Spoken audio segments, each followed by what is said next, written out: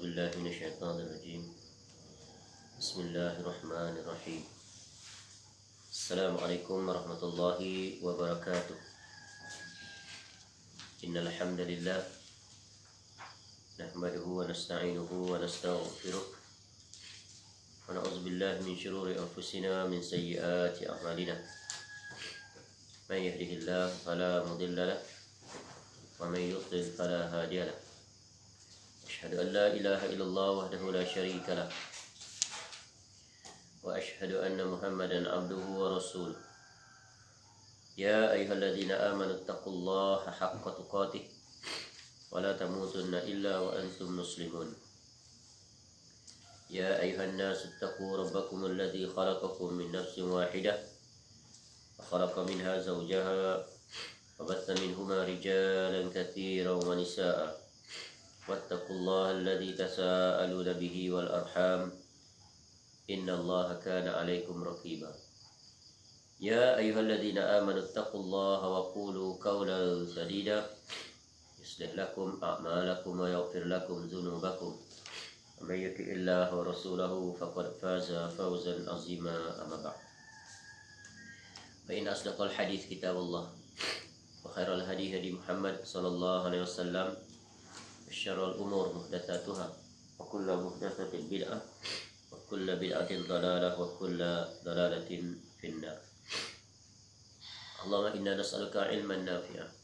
Ya Allah, kami memohon kepada Engkau ilmu yang bermanfaat, wa rizqan thayyiba, dan rezeki yang baik, wa amalan mutaqabbala, dan amal yang diterima. Alhamdulillah, kita bersyukur pada Allah Subhanahu wa taala dapat semula kita bertemu pada pagi ini untuk kita menyambung kitab Tuhfatul Mari, yaitu kitab yang diterjemahkan dengan tajuk Tahurun insyaAllah menjadi pribadi yang tegar di tengah badai duka, hasil tulisan Syekh Dr. Abdullah bin Ali Al-Ju'aithi hafizahullah ta'ala, sebuah kitab yang memuatkan 7 perbahasan yang memberikan panduan kepada kita bagaimanakah untuk berinteraksi ketika mana kita diuji oleh Allah Ta'ala dengan sakit. InsyaAllah pada pagi ini kita akan memasuki bab yang terakhir, iaitu bab yang ke-7 di bawah tajuk ibadah tetap yang utama. Bab yang ke-7 ini memuatkan 5 perbahasan, iaitu terdiri daripada 5 bahagian yang kesemuanya adalah berkaitan dengan penjelasan terpenting berkaitan dengan kewajipan seorang hamba ketika mana dia sakit, khususnya yang berkaitan dengan pelaksanaan ibadah. Sudah tentu ibadah yang utama yang tak seorang pun boleh meninggalkannya ketika dia sihat atau sakit adalah solat 5 waktu. Dan solat 5 waktu itu tentunya sangat berkairat dengan mukadimah. Mukadimah kepadanya iaitu hal yang berkaitan dengan bersuci, taharah, yang padanya berkaitan beberapa perkara, khususnya yang berkaitan dengan bersuci. Kemudian hal yang berkaitan dengan syarat untuk tertegaknya solat, yaitu berwuduk atau tayamum. Dan perkara yang paling pokok, yang paling penting bagi orang yang diuji oleh Allah Ta'ala dengan sakit, hendaklah dia tetap menjaga kewajipan solatnya. Kerana solat adalah ibadah yang paling utama, kewajipan seorang hamba terhadap Rabbnya.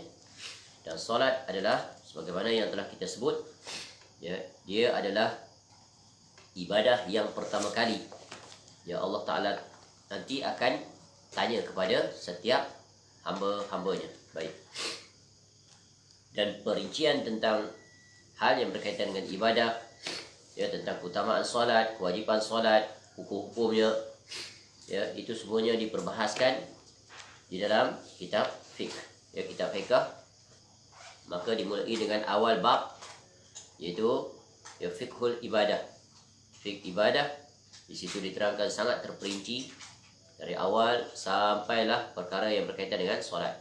Dia bermula dengan air, hukum air dan sebagainya. Ini semuanya kita belajar sejak daripada kecil lagi. Cumanya barangkali apa yang kita belajar tidaklah terlalu terperinci dan tidak terlalu detail. Apatah lagi belajar di waktu kecil, khususnya di sekolah. Ya, kebanyakan kita hanya belajar sekadar untuk mengetahui. Maka bila meningkat usia, hendaklah kita berusaha untuk belajar bukan sahaja untuk mengetahui, tapi untuk memahami, mendalami, kemudian menjiwainya, kemudian melaksanakannya. Dan akhirnya solat itu menjadi pakaian bagi setiap Muslim yang beriman dan bertakwa kepada Allah, dan dia menjaganya ya dalam segala keadaan, ya khususnya ketika dia sakit. Ya, barangkali sakit itu membawa kematian, dan hendaklah kita memastikan bahawa kita mati di dalam keadaan tetap kita istiqamah mendirikan solat. Baik.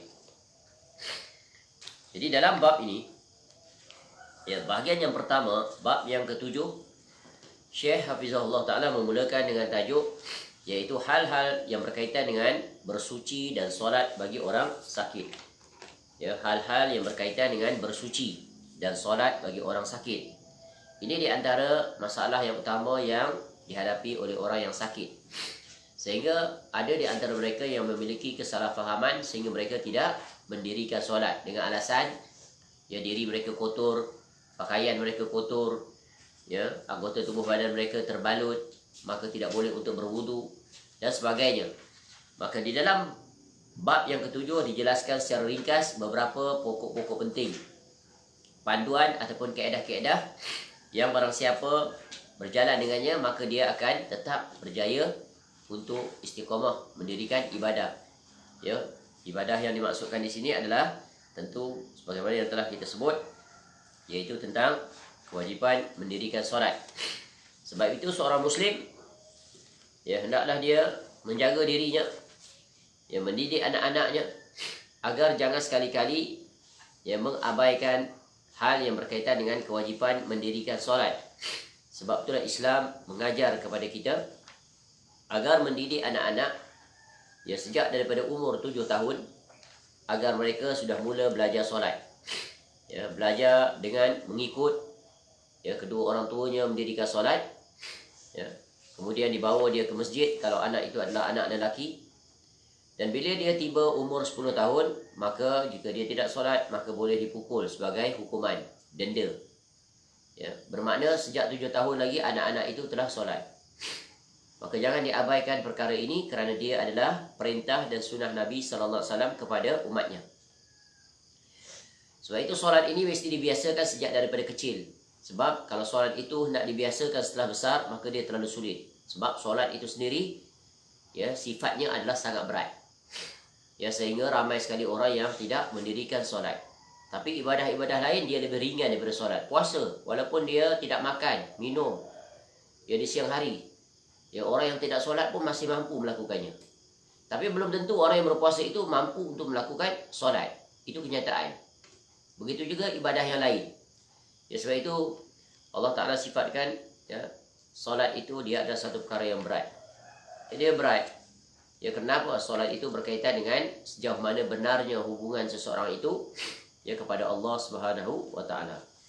Maka jagalah solat. Ya, hendaklah kita memastikan ya kita mati di dalam keadaan ya ikatan kita dengan Allah Ta'ala itu tetap terjaga. Ya, iaitu menjaga solat. Sebab kita khawatir, kita takut kerana ada ya pesanan Nabi SAW ya, iaitu barang siapa yang meninggalkan solatnya ya maka dia kafir, ataupun itu menyebabkan dia terbezakan daripada seorang Muslim dan seorang kafir. Ya, maka ini adalah ya perkara yang sangat besar. Dia bukan perkara kecil. Ya, jangan dipermudah-mudahkan. Ya, sebab itu ada perbahasan ya di dalam kitab fiqh ya di mana ketika membicarakan tentang hukum meninggalkan solat, maka di situ perbincangannya sangat terperinci. Ya, sehingga terbahagilah ulama kepada dua kelompok. Tapi masih dalam ruang lingkup perbahasan yang muktabar. Yaitu yang pertamanya ya, orang yang meninggalkan solat itu disebut dalam dua keadaan. Yang pertama, ia meninggalkannya mengingkari kewajipan. Bagaimana hukum orang seperti ini? Yang kedua, dia meninggalkannya kerana menganggap remeh dan bermalas-malasan. Tapi dia masih mengakui solat itu wajib, tapi dia tak buat. Bagaimana kedudukan orang seperti ini? Adapun yang pertama, orang meninggalkan solat kerana dia mengingkari. Dia kata solat dah tak wajib, menyusahkan, mengganggu urusan kerja. Maka orang itu, maka orang seperti ini, maka ijma' mereka adalah kafir dan murtad daripada agama. Dan itu adalah kesepakatan para ulama Islam. Dan orang seperti ini akan dikenakan tindakan jika hukum Islam itu berjalan. Yang kedua, iaitu orang yang meninggalkan solat kerana malas, tak mau buat. Dan dia menganggap remeh. Tapi dia tetap mengakui solat itu wajib. Tapi dia tak buat, dia tak nak buat. Dia malas ke, dia tak nak belajar ke, dia macam-macam lah alasan dia datangkan. Maka di sini, para ulama mendatangkan dua hukuman. Dua hukum saja. Satu, orang itu fasik, bermaksiat, melakukan dosa besar. Tapi dia tidak kafir. Ini pendapat majoriti para ulama. Walaupun dia tak kafir, tapi dia dosa yang paling besar. Kerana meninggalkan solat tanpa sengaja, dengan sengaja, tanpa ada uzur syar'i. Dia merupakan dosa besar yang paling besar. Setelah dosa yang terbesar. Apa dia? Dosa yang terbesar nombor satu, syirik. Kemudian dosa yang terbesar nombor dua, melakukan bid'ah. Dosa terbesar yang ketiga, iaitu solat. Daripada sekian dosa-dosa besar. Faham? Zina, mencuri, menipu, merompak, membunuh. Solat itu lebih besar. Solat itu duduk ranking nombor satu. Dia merupakan dosa besar yang terbesar. Lebih besar daripada dosa membunuh orang, merompak, berzina, mencuri, minum arak. Sebab apa? Sebab orang yang meninggalkan solat bererti telah menghantarkan dirinya, meletakkan dirinya kepada azab dan kemurkaan Allah Ta'ala serta mendapat kehinaan di dunia dan di akhirat. Jadi orang yang meninggalkan solat dengan sengaja, apa saja alasannya, datangkan malas, sibuk dan sebagainya, maka orang itu yang pertamanya telah melakukan dosa yang besar, dosa yang sangat besar. Dia telah melakukan maksiat. Dan namun dia tetap tak dihukum kafir selama mana dia tidak mengingkari kewajipan solat itu. Ini pendapat ulama yang pertama. Pendapat di kalangan ulama yang kedua, dia murtad, keluar daripada agama. Ini adalah mazhabnya beberapa ulama dan ramai di kalangan para ulama. Maka hendaklah kita berhati-hati. Dua-duanya adalah membinasakan. Apatah lagi pendapat yang kedua. Kerana mereka memiliki dalil-dalil. Contoh, inna bainar rajuli wa bainas syirki wal kufri tarkas salat. Perbezaan antara seorang muslim dengan musyrik dan juga orang yang kafir adalah meninggalkan solat. Itu beza. Yang membezakan kita ni hanya dari sudut solat. Penampilan sama, pakaian sama. Di setengah negara, penampilan keagamaannya sama. Pakai jubah, orang kafir pun pakai jubah. Pakai kopiah, dia pun pakai kopiah. Pakai songkok, dia pun pakai songkok. Apa yang beza? Solat. Ketika waktu azan dikumandangkan, nampak siapa pergi masjid dan siapa yang tidak pergi ke masjid.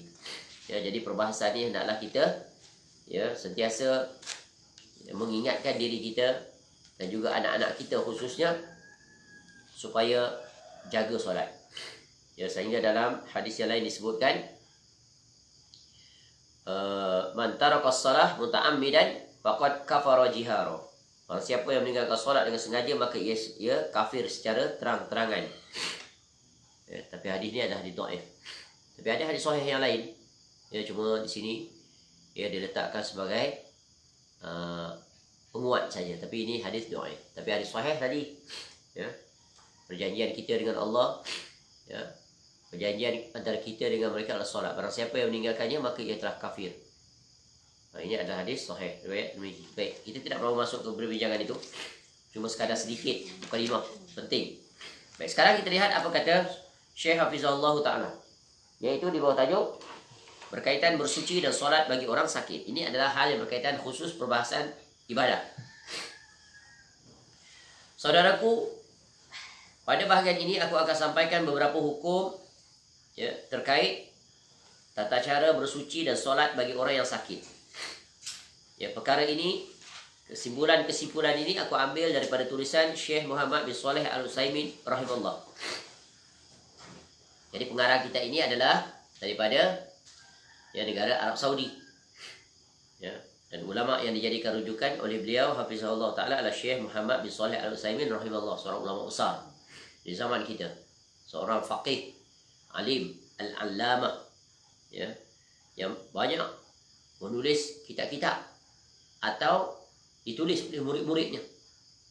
Ramai sekali murid-muridnya yang berkhidmat kepada Syekh rahimahullah, ya, menulis kembali transkrip kuliah-kuliah yang disampaikan sehingga menghasilkan banyak sekali kitab-kitab, ya, mencakupi dalam pelbagai bidang.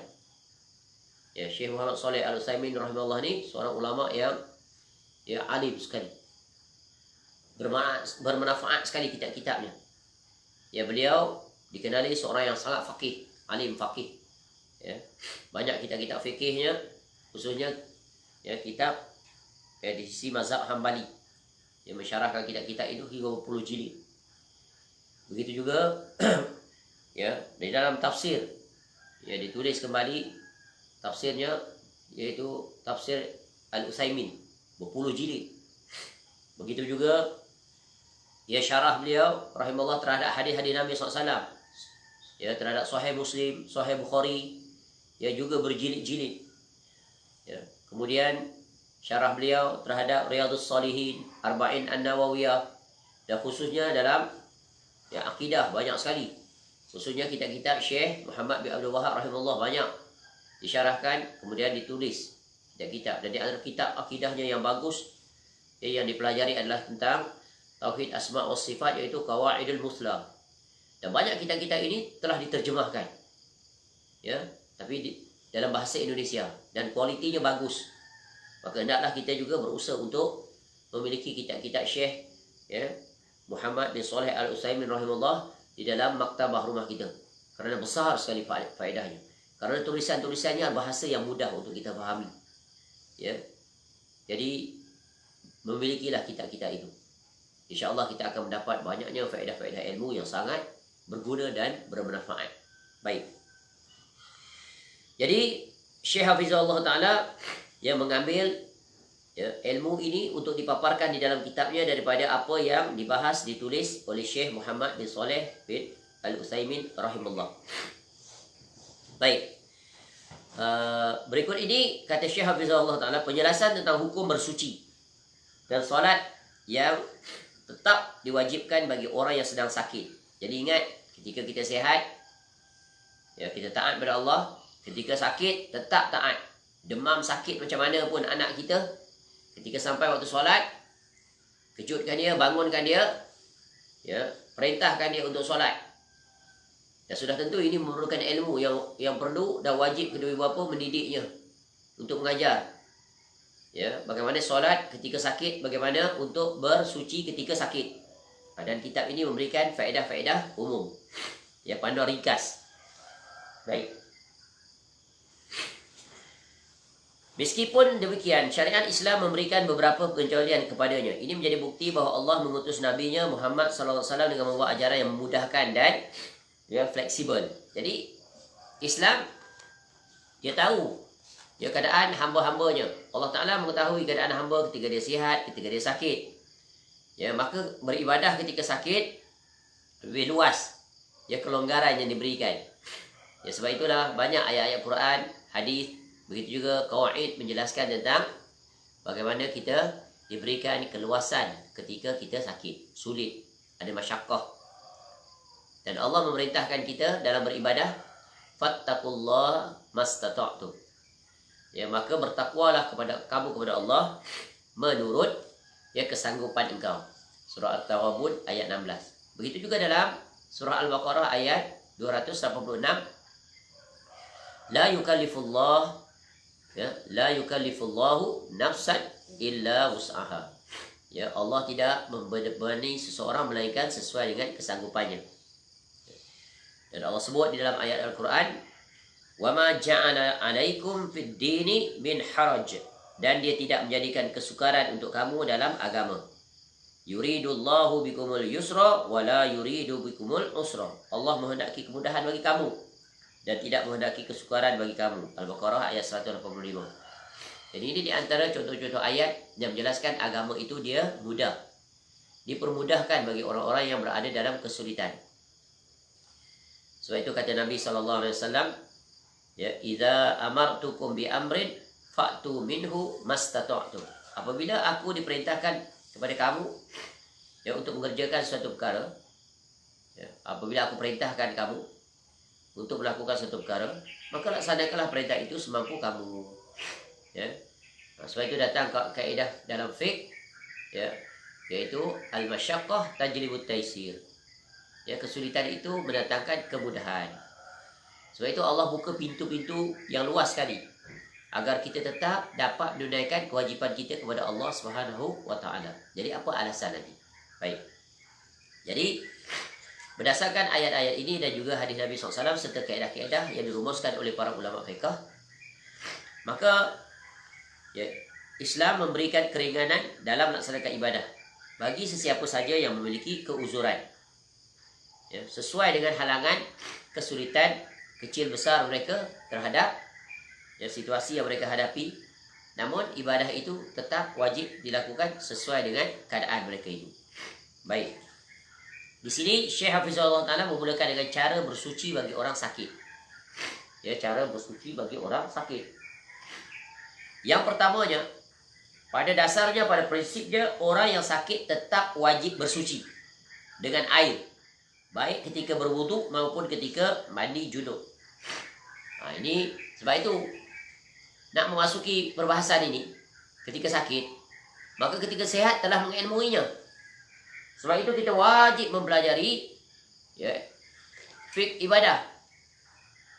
Ya, fiqh ibadah. Sebab itu kitab-kitab dalam mana-mana mazhab pun, ya, mazhab Hanafi baik, Maliki, Syafi'i khususnya, ya, kita di Nusantara ini, ya, majoritinya adalah mazhab resminya adalah di sudut fiqh adalah mazhab Syafi'i. Maka kita wajib mempelajari kitab-kitab fiqh itu. Ya, seperti kitab-kitab matan yang ringkas. Ya, seperti fiqh, yaitu kitab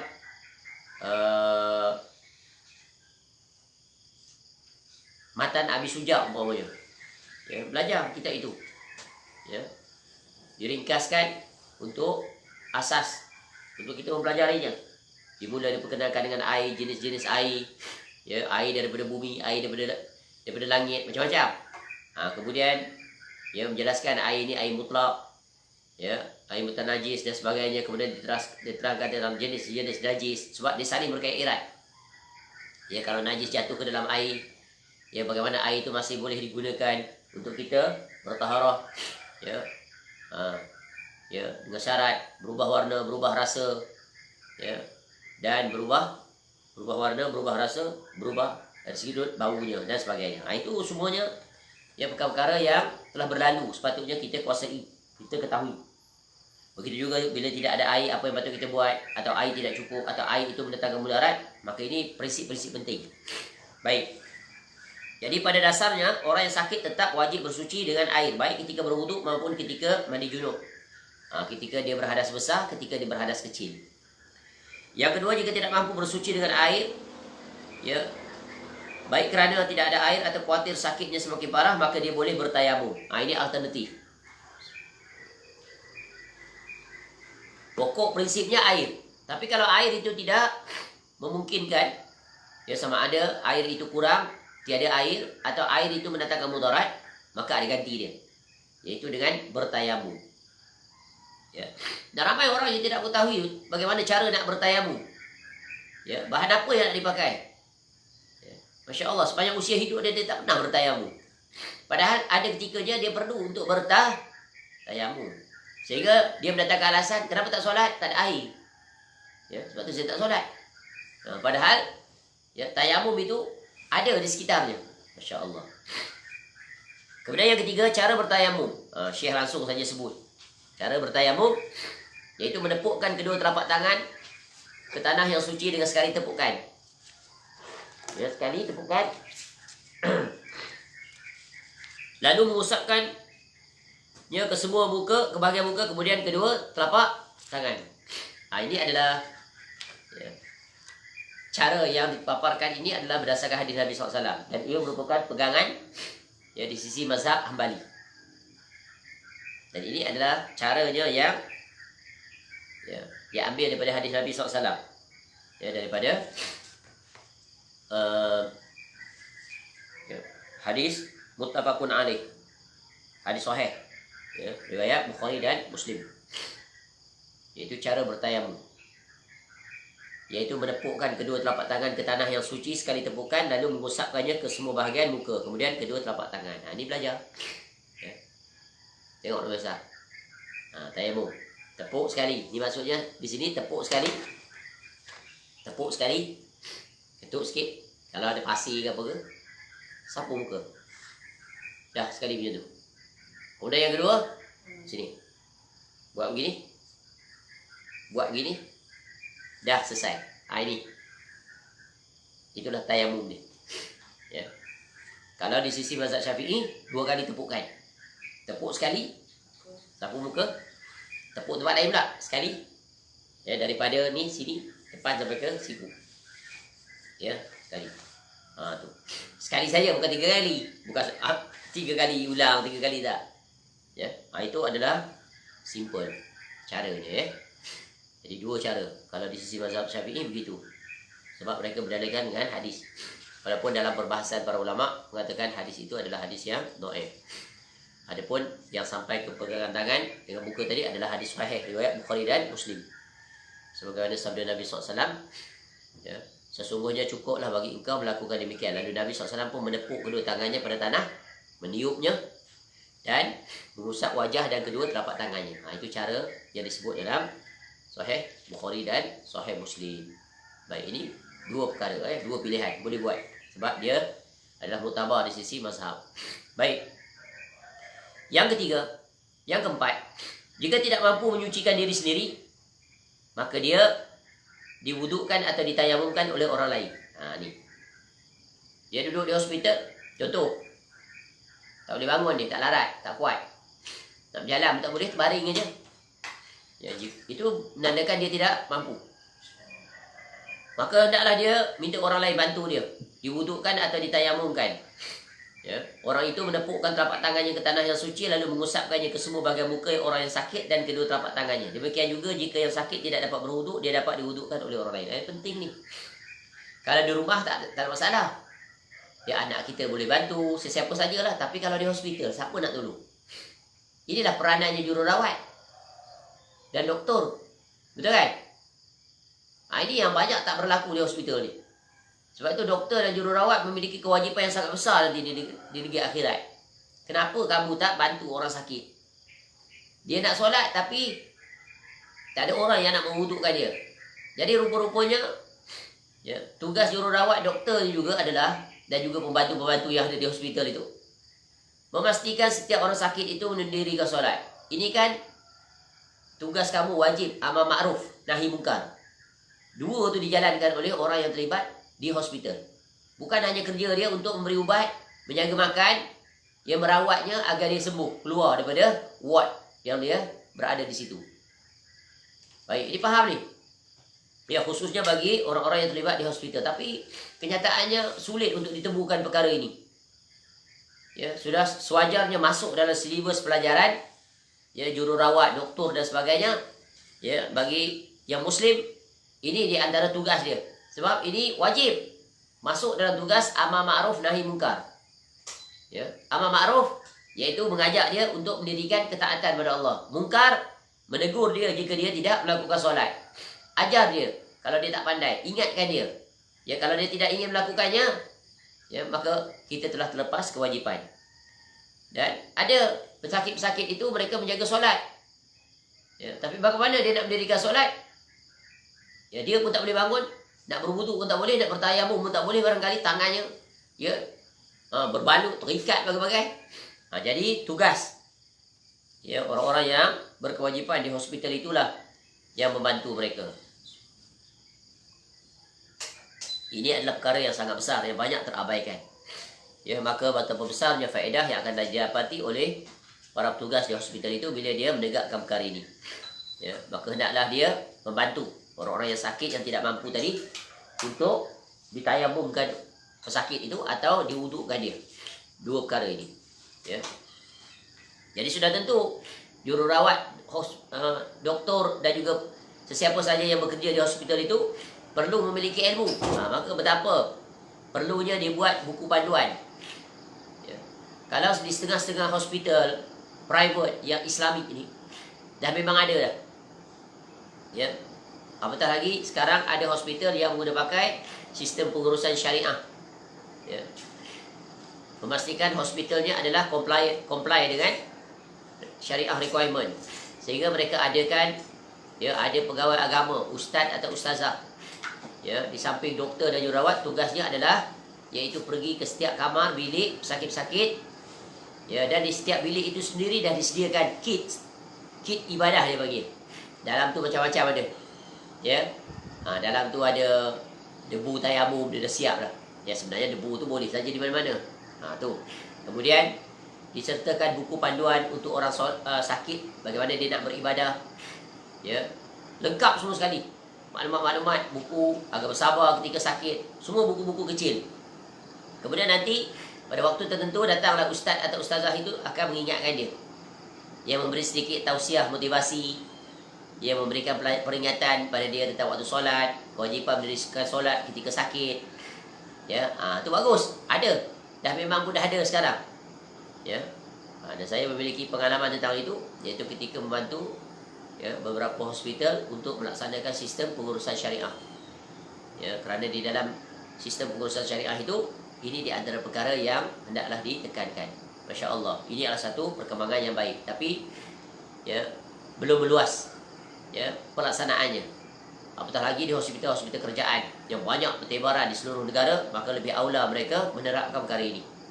Ya, disediakan kits ibadah, buku panduan dan juga petugas, iaitu para ustaz atau ustazah yang datang kepada setiap sakit untuk memberikan tausiah, nasihat, motivasi, ya, yang berbentuk, ya, keagamaan. Ini adalah perkara yang sangat membantu para pesakit. Yang kelimanya, kata Syekh Hafizahullah Ta'ala, menurut hukum asalnya, luka yang ada di anggota wuduk juga harus terkena air ketika berwuduk. Sebab syarat sah wuduk tu mesti, ya, kena pada seluruh anggota wuduk. Dan jangan ada penghalang. Contoh ada cat lah, ya, ada kulit sisik ikan lah, itu kan penghalang. Ya, maka itu hukum asal. Namun jika air diyakini dapat memperlambatkan kesembuhan luka itu, maknanya air itu jadi sebab mudarat, lambat sembuh. Ya, dia luka, mana boleh letak air? Ya, pedih, sakit. Maka cukup dengan membasahi telapak tangan lalu diusapkan di atas anggota tubuh yang terluka. Jadi kalau yang asal, hukum asal kan membasuh, ghasala. Di kepala saja, usap, masaha. Tapi kalau di tangan itu katakan ada tempat luka, tak boleh kena air, maka cukup di sebelumnya air, tapi di atasnya maka hanya diusap. Ya, air yang melekat, isyarat saja, usap. Ya. Adapun jika cara ini masih diyakini akan memperlambat kesembuhan, maka boleh bertayamum. Itu kan ada pilihan dengan ilmu. Ya. Jadi walaupun katakan dia luka sikit sini, tapi kalau diusap juga sakit, tak boleh. Dia tak boleh sentuh pun tak boleh.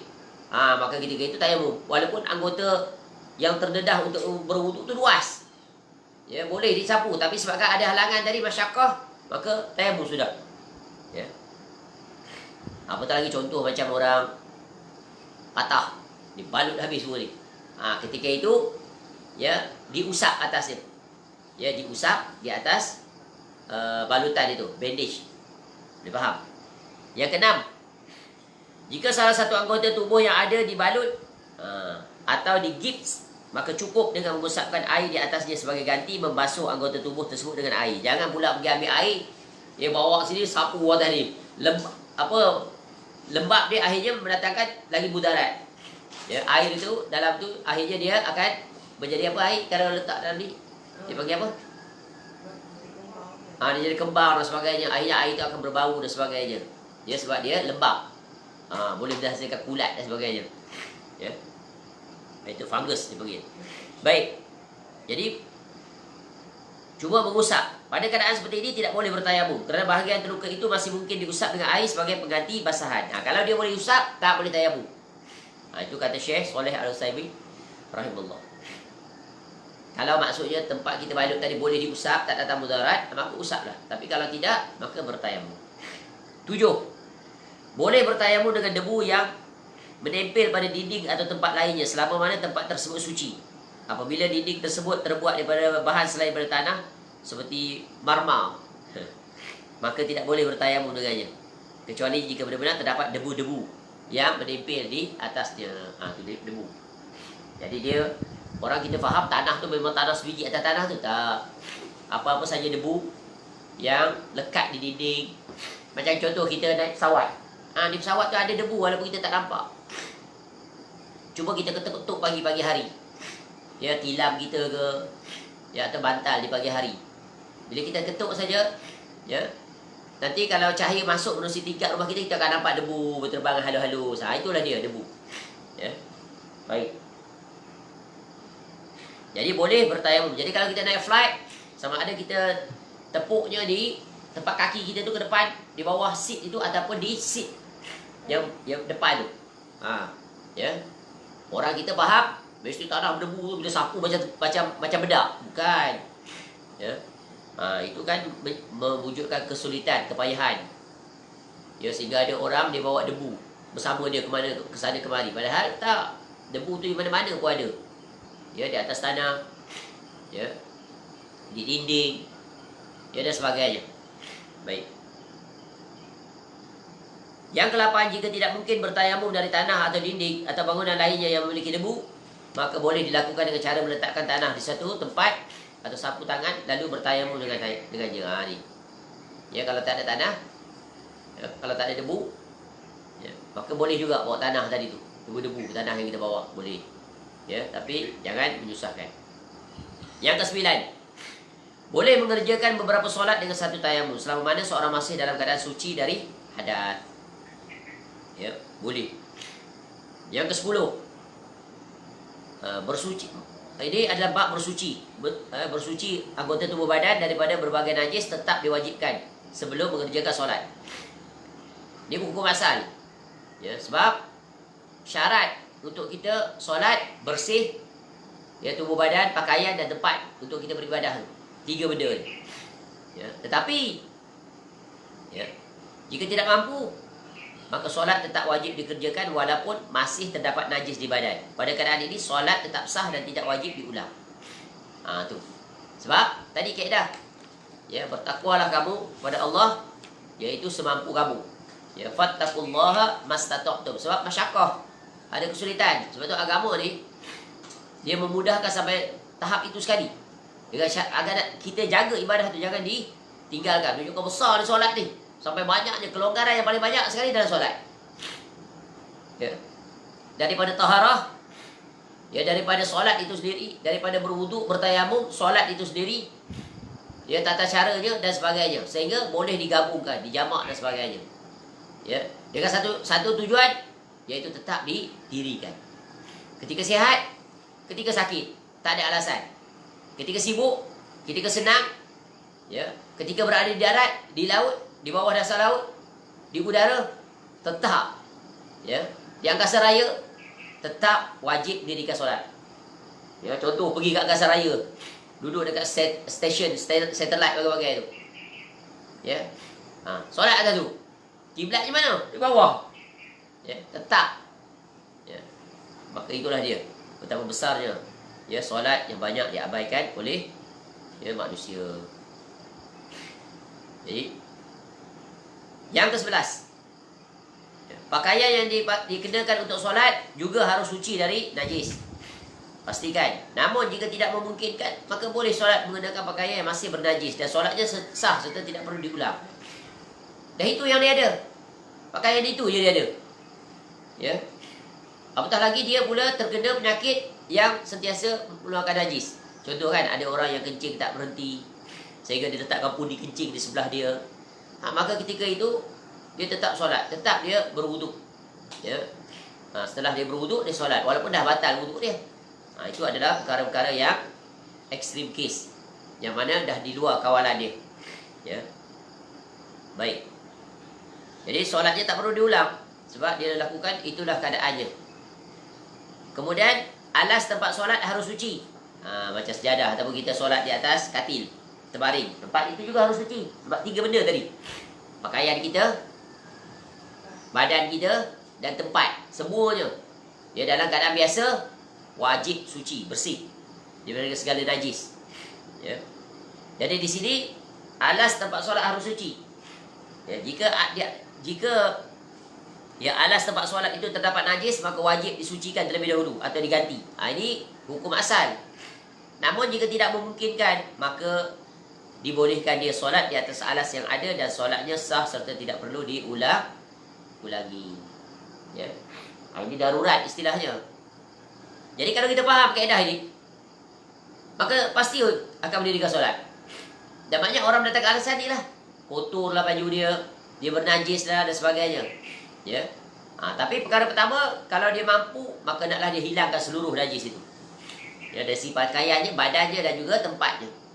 Tapi kalau dah tak mampu, duduk terbaring di situ, nak tukar pakaian, tak boleh apa, tak boleh. Ya. Dan dia pula kena penyakit yang mana menyebabkan najis panjang masa. Ya. Maka ketika itu, hukum itu telah dilonggarkan, diangkat baginya, maka solatlah sesuai dengan keadaan kamu itu. Ya. Dan yang terakhir dalam bab yang berkaitan dengan tata cara bersuci bagi orang sakit, iaitu yang ke-13, tidak boleh sekali-kali menunda pelaksanaan solat hingga masuk waktu solat lain. Tu tak boleh. Ya, yang terbaik adalah solat on time, bukan after time. After time dah disqualified, tak terima. Ya. Perlu di awal waktu, apatah lagi ketika kita sakit. Ya, sebab bila masa saja ya kebarangkalian untuk mati itu berlaku, maka pastikan kita bersegera. Ya. Jadi tidak boleh menunda-nunda pelaksanaan solat sehingga masuk waktu solat berikutnya kerana alasan sulit bersuci. Sebab yang dituntut adalah bersuci sesuai dengan kemampuan. Kemudian solat pada waktunya, walaupun pada tempat solatnya atau pakaiannya terdapat najis yang sulit dibersihkan atau dihindari. Jadi ini 13 perkara ya asas prinsipal, iaitu tentang ya penjelasan cara bersuci bagi orang sakit. Jadi dengan ada pemahaman seperti ini, maka tentu ya sekali-kali seseorang tak meninggalkan solatnya. Hatta dalam ekstrim kes nanti, dia sendiri ketika itu tidak boleh berwuduk dan sebagainya, tak ada kemampuan, tak ada orang di sekitarnya, tak boleh dia nak bertayamum, tak boleh dia nak berwuduk, tapi dia masih sedar, masih waras, maka ketika itu ya dia tetap solat. Ini ekstrim case, katakan ya tak memenuhi salah satu atau semua syarat. Ya, dia tidak bersuci, dia badannya kotor, bernajis, ya dalam keadaan itu. Kemudian dia tidak dapat untuk bertayamum atau berwuduk, maka waktu solat masuk, tetap wajib dia kena solat dan tak perlu ganti. Ya. Tak perlu ganti. Katakan dia 4-5 hari duduk lautan, tersesat. Ya, tersesat contohnya. Ni kita bukan cerita di hospital lah, di hutan. Berlaku tak? Orang sesat di hutan. Berlaku. Seorang-seorang dia. Pakaian dia menajis sampai bagian mulut sekali lah. Ya. Ya. Dalam keadaan takut menggigit, terkencing dia. Contoh kan. Mana nak tukar pakaian? Air tak ada apa dalam hutan. Jadi ketika itu dia bertayamum, tapi badan dia tak bersih, najis, tetap wajib solat. Ya. Arah kiblat pun tak tahu mana dan sebagainya. Itu nanti datang dalam perbahasan bahagian kedua, tata cara solat bagi orang yang sakit. Jadi ini ada 3 prinsip penting, 13 prinsip penting yang menjadi dasar tentang betapa ya hendaklah kita mengilmui, mengetahui ya tata cara mukadimah sebelum mendirikan ibadah solat. Ya, iaitu dari sudut bersuci bagi orang sakit. Ya, sebab itu dia hendaklah wajib mempelajarinya, mengetahuinya. Ketika dia sihat, hendaklah dia telah lulus semuanya. Ketika nanti datang sakit, juga dia telah lulus ilmu itu. Cuma tinggal untuk menerapkan saja. Ya, ini hendaklah menjadi prinsip yang wajib kita berjalan di atasnya. Ya, iaitu memasukkan dalam hati kita bahawa dalam keadaan situasi apa pun, solat bila sampai waktunya tetap didirikan. Contoh banyak ni, kalau kita lihat situasi semasa banyak berlaku kes-kes yang orang tidak tahu macam mana nak berbuat. Contoh dia naik kenderaan. Dia pulang kerja. Dia pulang sebelum waktu zuhur. Contoh, keluar outstation nak balik rumah. Ya. Bukan outstation lah, outstation dia bersafir dia boleh. Ya. Ataupun boleh berlaku, dia belum lagi solat zuhur, dia nak takhirkan kepada solat asar kan. Ataupun dia balik Ya, ataupun dia balik dalam waktu asar tapi dia belum dirikan lagi solat tadi di pejabat, tak sempat. Ya, dia beralasan berperancangan nanti on the way di atas lebuh raya atau jalan nanti dia nak solat berhenti di RNR. Tiba-tiba qadarullah jam. Berlaku banjir kilat. Terperangkap di atas jalan tu. Berderit aja. Dan dia yakin tadi, ini pasti akan melangkaui waktu asar, akan masuk waktu maghrib. Tak boleh solat ni. Macam mana ni? Ketika itu. Tu. Solat wajib tak? Wajib. Dia jam dalam kereta ni, tak boleh keluar. Macam mana nak buat? Ya. Nak parking ke tepi tak boleh. Duduk lane tengah-tengah. Ini kalau tak tahu macam mana. Dan pasti tak solat. Ya, dan banyak kes lagi. Ini contoh-contoh ni kalau kita tahu prinsip dia, maka dalam keadaan macam mana pun kita tahu macam mana cara nak solat. Ya. Apatah lagi ketika tadi tu duduk dalam kereta, air apa pun tidak ada. Nak keluar tak boleh. Ya. Itulah datangnya nanti tayamum dan sebagainya. Masya Allah. Banyak ni kes-kes penerapan. Ini hanya kita akan terfikir bila berlaku keadaannya. Yang di luar jangka, yang di luar kebiasaan, yang tak pernah kita hadapi. Kalau kita tidak ada ilmu ini, maka pasti kita sulit. Ya, pasti akan ada di antara kita yang tidak mendirikan solat dengan alasan tak boleh nak mendirikan solat. Nantilah bila dah senang ganti qada. Ini pendapat yang salah. Ya, sebab solat dia terikat dengan waktu. Bila dah berlalu waktu, maka solat itu telah berlalu. Dia bukan macam puasa boleh ganti. Solat tidak. Walaupun ada di kalangan pendapat ulama solat itu boleh diqada, tapi pendapat ulama yang membantah iaitu hanya boleh diqada jika terlupa. Ya, pesan tak ingat. Ya, adapun kalau sengaja tinggal, maka tidak ada qada baginya. Dia telah melakukan satu dosa besar yang wajib baginya adalah bertaubat kepada Allah. Ini salah satu pendapat. Ya, ada pendapat yang lain yang masyhur mengatakan diqada. Tapi itu ada perbahasan. Tapi kita bukan ingin memasuki pada perbahasan itu. Ya, sebelum terjatuh dalam perkara itu, maka jagalah solat. Ya, dan ini perlu dijaga khusus bagi anak-anak kita. Jangan ulang kesilapan yang sama jika pernah berlaku pada diri kita waktu usia muda dulu. Ya, betapa ramai orang ketika usia muda dulu sihat, kuat, tak solat dia. Dan itu majoriti. Ya, dan kita lalui, kita lihat. Ya, betapa ramai orang yang ketika usia muda, sejak dia balik sampailah dia bekerja, dan dalam keadaan bekerja pun masih tak solat. Ya, relax aja, selamba je. Bahkan ada di antara mereka mati dalam keadaan itu, tak solat sampai ke mati. Ya, atau umur dah tua 50, 60 baru dia nak mula solat. Tu banyak tak solat yang dia tinggalkan. Ya Allah. Dan orang seperti ini sepatutnya sangat takut kepada Allah. Khawatir sebab apa? Dia berada di dalam kemurkaan Allah Ta'ala. Kerana merupakan bencana. Kerana dia mengabaikan kewajipan yang satu yang tak sekali-kali boleh dia abaikan. Iaitu ikatan dia dengan Allah Subhanahu Wa Ta'ala. Aku janji dia dengan Allah Ta'ala. Yang dia buat ketika berada di alam ruh. Iaitu untuk dia beribadah kepada Rabbnya. Namun bila dia datang ke dunia, maka dia abaikan. Dia tinggalkan. Dia permudahkan. Ya, tapi urusan dunia, dia bersungguh-sungguh. Maka hendaklah bersegera bertaubat kepada Allah. Menyesali. Ya, dan sekali-kali tak akan mengulangi lagi. Ya, kalau dia berpegang pada pendapat untuk qada, letihlah dia. Ya, susahlah dia, berpayahlah dia untuk melaksanakan. Bayangkan kalau 20 tahun tinggal solat, macam mana nak qada? Tak terqada nampaknya. Ya. Ini kan, sebab tu datang pula pendapat yang aneh, iaitu bayar dengan fidyah. Ya, upah orang untuk solat hadiah. Ini semuanya perkara yang bid'ah, mungkarah, yang wajib ditinggalkan. Setiap orang berkewajipan terhadap diri sendiri. Amal ibadah kita tak boleh diganti oleh orang lain kecuali dalam beberapa perkara yang telah disyariatkan. Contoh haji umpamanya, boleh dia ganti. Khususnya ibu ayah kita yang tak sempat nak menunaikan haji, tapi dia berniat untuk haji, dia meninggal, maka ahli warisnya dia menggantikan haji untuk dirinya. Itu yang aula. Ya. Baik, itu ada perbahasan dalam bab fiqh di sudut fiqh ibadah haji. Baik, cukup setakat ini dulu. Jadi ingat, dalam situasi apa pun, tetap menjaga dan mendirikan solat pada waktunya. Jangan sekali-kali meninggalkannya, apatah lagi ketika kita sakit. Ditakdirkan mati dalam keadaan itu tidak solat, bagaimana nak dapat tanda-tanda husnul khatimah?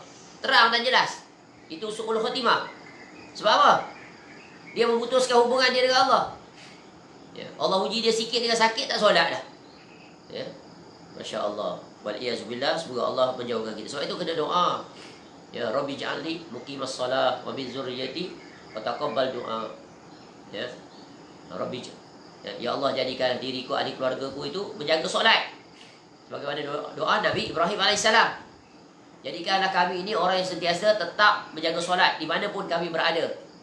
Ketika di keramaian, ketika bersendirian, ketika di rumah kami, ketika di luar rumah, ketika berada di negara orang kafir yang tak ada orang Islam, katakan extreme case, tetap jaga solat. Ya. Naik pesawat, masuk waktu solat, tetap di solat.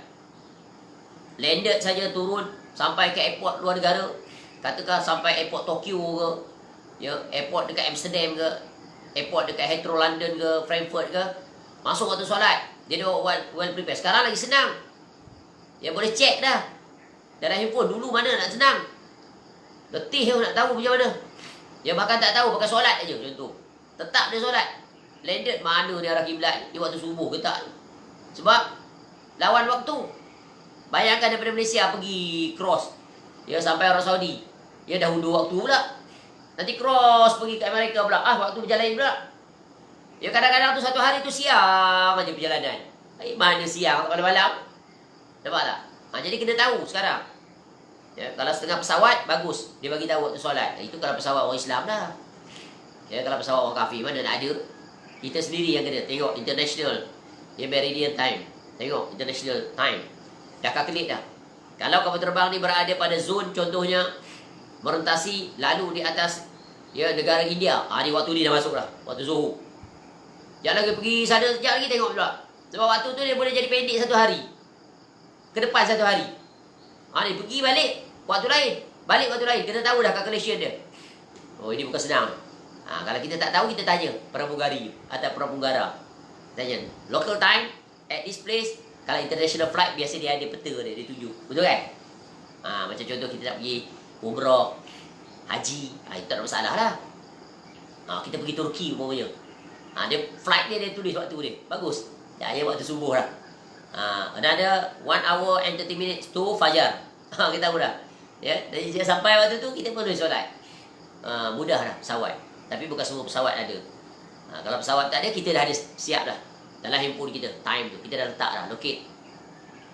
Jadi kalau orang dia menjaga solat, dia naik pesawat, pasti dia tidur tak lena. Betul kan? Dia tunggu je, dah sampai subuh ke belum ni, subuh ke belum. Majoriti dia tidur, lena, solat tidak. Sihat tengok. Pergi umrah, tak solat dia, kesian. Sebab apa tak tahu? Tak ada ilmu, kesian. Ya. Jadi ini perkara kita kena ajar. Kita yang tahu ni, kita kena beritahu orang kiri kanan kita. Bang, sekarang dah masuk subuh bang. Bang, solat. Ya, Masya Allah. Betapa wajibnya ilmu tentang solat. Baik, cukup setakat itu. 13 perkara yang disebut oleh Syekh Hafizahullah Ta'ala merupakan prinsip penting, iaitu tentang cara bersuci, apa yang perlu dilakukan bagi orang yang sakit khususnya. InsyaAllah pada umur kita akan masuk bahagian kedua, cara solat bagi orang yang sakit, ataupun orang yang sehat tapi berada dalam situasi yang sakit. Macam tadi lah, atas flight, atas kapal, ya, kata extreme case, dihanyut tengah lautan, kapal pecah, karam, dia selamat, pegang atas pelampung, ya, terkubang ambil, wajib solat. Bila sampai waktu solat wajib, betul kan? Itu ilmu matahari pula. Jam tak ada, apa tak ada. Kalau ada jam pun dia tak tahu dia duduk negara mana ni. Ya, itu semuanya adalah berdasarkan ilmu dan ijtihad ketika itu. Dia tengok matahari. Oh, ini waktu Zuhur dah masuk. Dah condong dah. Dia tadi tegak di atas kepala. Sekejap lagi nak masuk dah. Turun je. Ya. Maka itu guna kaedah tradisional pula. Ya, yang orang dulu-dulu sangat pakar tentang ni. Sebelah ada jam tu kan. Tak pacak tiang. Tengok bayang-bayang. Oh, Masya Allah. Ini kena belajar juga rupanya. Ketika mana ni? Ketika tak ada jam, ketika kita duduk di dalam hutan, tersesat bagai-bagai di lautan dan sebagainya, di padang gurun, macam mana nak tahu waktu? Itu dia tadi. Guna je kaedah yang asal. Masya Allah. Wallahu a'lam. Semoga Allah menjadikan kita orang-orang yang sentiasa menjaga solat, tetap istiqamah, ya, dan kita mati dalam keadaan tak sekali-kali meninggalkan dan memutuskan hubungan kita dengan Allah, iaitu menerusi solat. Kerana solat adalah ibadah yang sangat agung, ibadah yang menunjukkan kecintaan yang dalam seorang hamba kepada Rabbnya. Dan bagi orang-orang yang berkewajipan, yang berwenang, yang memiliki tanggungjawab khususnya yang kita sebut tadi di hospital-hospital, di rumah sakit dan sebagainya, hendaklah anda mengetahui tentang kewajipan anda, iaitu bukan hanya merawat mereka daripada segi sakit fizikal mereka, tapi juga merawat mereka dari segi sakit rohani mereka, iaitu ingatkan mereka. Khususnya yang banyak berlaku, iaitu ketika banyak orang meninggalkan solat ketika waktu subuh di hospital. Ya, tidur mereka, kejutkan mereka, bangunkan mereka, ingatkan mereka waktu subuh. Ya, begitu juga solat-solat yang lain. Buat pengumuman lagi senang.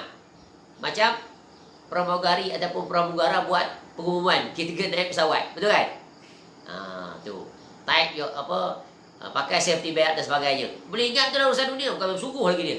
Tunjuk lagi. Macam ni evakuasi jalan nak keluar emergency macam mana. Ya, macam mana nak ambil yang pakai pelampung. Semua dia ajar detail nak fasten di seat belt, semua ajar. Maka di hospital pun juga patut begitu. Ya. Waktu subuh dah masuk. Tu. Ya. Kalau di hospital yang comply dengan syariah tadi, yang private tu azan sekali. Tiap-tiap 5 waktu azan. Tahu dah. Ya. Dah waktu masuk. Ya, kemudian datang pula ustazah cek, tanya dah solat ke belum tuan. Tu. Boleh saya bantu? Boleh tak berwuduk sendiri? Kalau tak boleh saya tolong. Masya Allah, mumtaz. Ini lah dia. Ya, semoga akan banyaklah hospital-hospital yang mempraktikkan perkara ini. Kerana sungguh itu adalah menandakan tanda-tanda keberkatan, tanda-tanda hidupnya agama bagi setiap kaki tangan hospital khususnya. Kerana bukan dia saja yang solat. Ya, orang yang sakit juga turut solat. Baik. InsyaAllah panjang umur, kita akan masuk bahagian kedua, cara solat orang satu. Wallahu a'lam. Segala kebaikan semuanya adalah milik Allah. Ya, wa ma bikum min ni'matin fa min Allah. Kekurangan, kesilapan, salah penjelasan, semoga Allah memperbetulkan dan memperbaiki urusan kita. Semoga Allah menjadikan orang-orang yang sentiasa menjaga solat dan mati dalam keadaan kita menunaikan solat. Wallahu a'lam. Segala kebaikan semuanya kembali kepada Allah. Alhamdulillah. Semoga Allah Ta'ala menghimpunkan kita kesemuanya nanti di negeri akhirat, di dalam syurga Firdaus, bersama dengan pengarang kitab ini, Syekh Dr.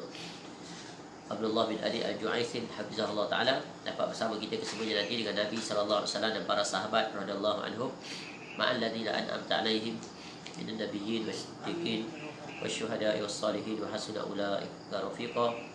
Subhana rabbika rabbil izzati amma yasifun wa salamun 'alal mursalin walhamdulillahi rabbil alamin. Assalamualaikum warahmatullahi wabarakatuh.